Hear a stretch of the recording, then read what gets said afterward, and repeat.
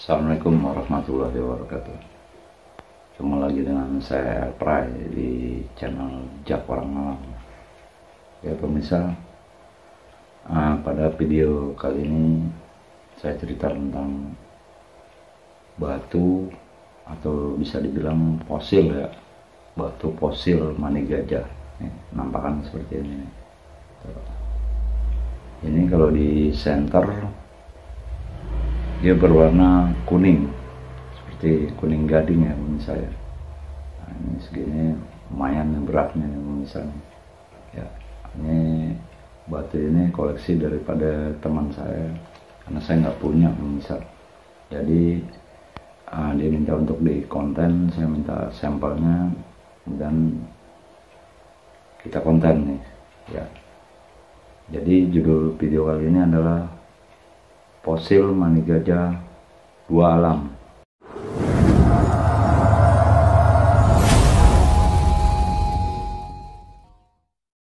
Nah, oke saya taruh dulu nih di sini nih.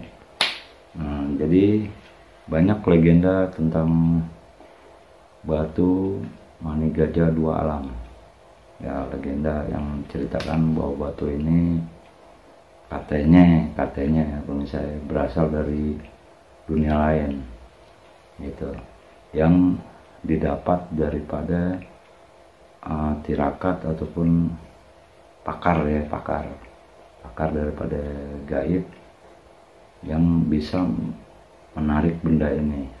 Sebagian yang lainnya itu mengatakan bahwa ini merupakan jenis batu fosil, yaitu dari sperma mani gajah yang terkubur di dalam tanah melalui proses ratusan tahun atau mungkin jutaan tahun ya, yang kemudian mengeras sehingga menghasilkan perpaduan antara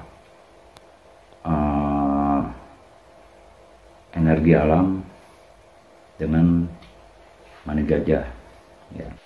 Konon katanya batu jenis fosil mani gajah ini dia terbagi menjadi dua, yang satu alam, yang kedua MG dua alam gitu. Masalah kebenaran daripada cerita fungsi dan khasiat daripada mani gajah ini itu terserah penilaian dari pemirsa ya tentunya ya.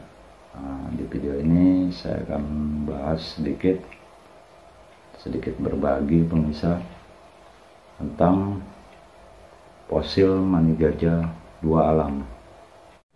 Bagaimana cara mendapatkan mani gajah hingga dia berbentuk padat seperti ini pemirsa, atau bisa dibilang kristal ya, karena keras dia. Karena umumnya medianya itu sudah menjadi tinggal pakai, namanya dalam bentuk minyak ya, karena ini disebut dengan bibitnya atau biangnya. Dia bisa membuat dicampur dengan ya, saya nggak ngerti lah campurannya, sehingga menjadi minyak yang tinggal dipakai itu pemirsa. Kalau yang begini bisa dipakai nggak nih, nggak ngerti saya itu masalah itu ya.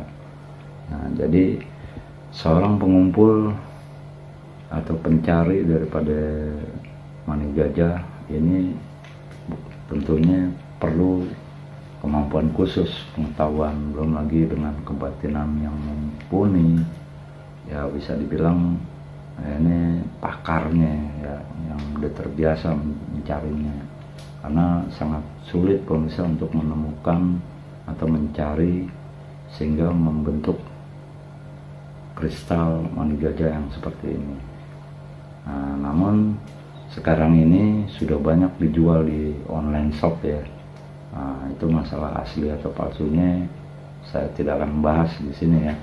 Nah, jadi seperti yang saya bilang sebelumnya, kalaupun barangnya ini asli, benda ini asli mani gajah, kalau orang tersebut tidak tahu cara menggunakannya gitu ya, cara mengolahnya, maka benda ini hanyalah sebuah benda yang tidak ada manfaatnya. Demikian juga kalau benda ini memang mempunyai kemampuan seperti dia emang energi alam yang menyatu dengan tubuhnya melalui penyelarasan, tetap saja semua itu kehendak daripada Allah ya. Jadi ini cuma sebagai sarana atau wasilah aja. Intinya ini hanya sebuah benda pemirsa. Jadi nggak bisa juga kita yakinin ya gitu. Jadi saya cerita tentang fisik daripada mani gajah. Jenis-jenis mani gajah itu terbagi menjadi dua warna. Yang pertama adalah warnanya putih, yang kedua warnanya seperti madu atau kuning gading gitu misal. Itu jenisnya cuma dua aja misal. Kalau masalah dibilang versi satu alam, ada yang bilang dua alam, itu sebenarnya khasiat atau manfaatnya tuahnya itu sama aja pemirsa.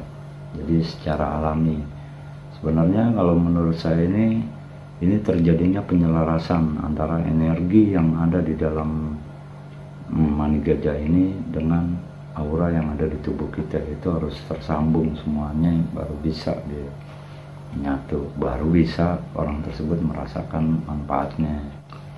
Adapun cara menggunakan mani gajah ini ya, umumnya ini sudah dalam bentuk minyak ya, yang diolah dari kristal, mengeras, kemudian diolah menjadi minyak.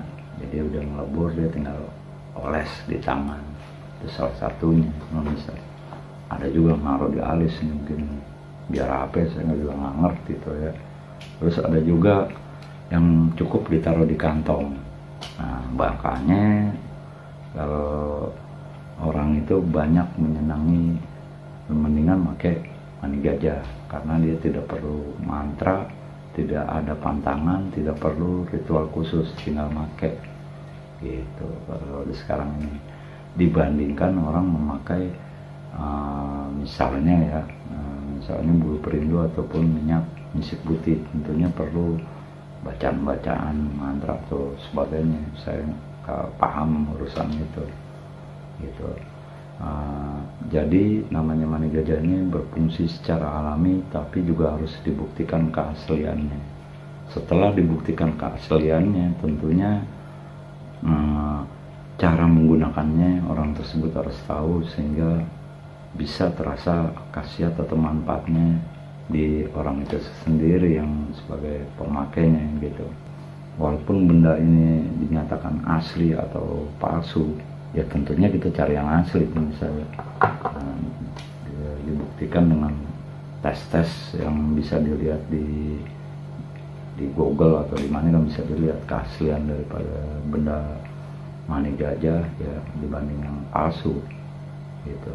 Jadi untuk pengetesan daripada mani gajah yang asli, apabila dia telah melewati beberapa tes itu dia lolos terus, itu bisa jadi asli. Tetapi kembali lagi kepada orang yang memakainya, dia juga harus tahu ya paling nggak penyelarasannya gitu pemirsa.